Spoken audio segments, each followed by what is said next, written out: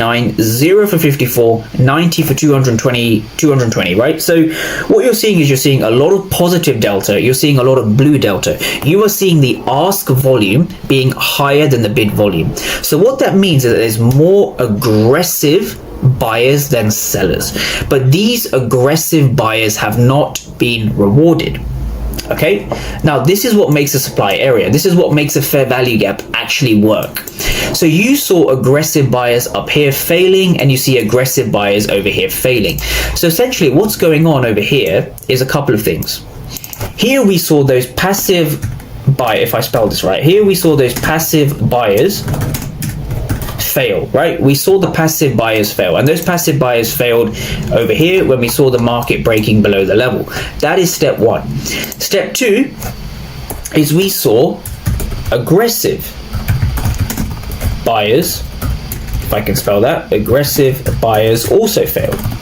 So when you're looking at a POI or a fair value gap, you need to understand that this is what really, this is the ticking, this is the inner workings inside of anything you're looking at in the markets. So what we see over here, if I bring the ATAS next to it, is we can see a lot of aggressive buyers failing to break above the level, right? We see one break, two break, and we also have a slight retest. So when we look at the retest in this particular region, right, we're looking at a lot of aggressive buyers again, and then the market really melts off.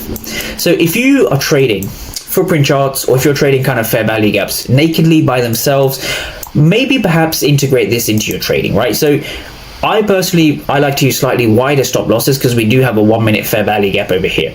But when I see the initial rejection like this, I would feel comfortable entering here and having my stop loss above this level, okay?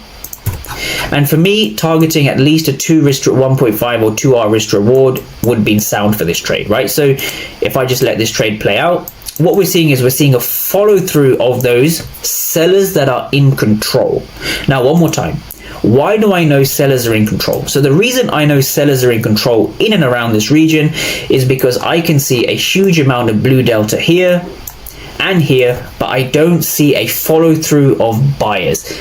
That way, the aggressive buyers have failed and the previous passive buyers have failed. So if all these buyers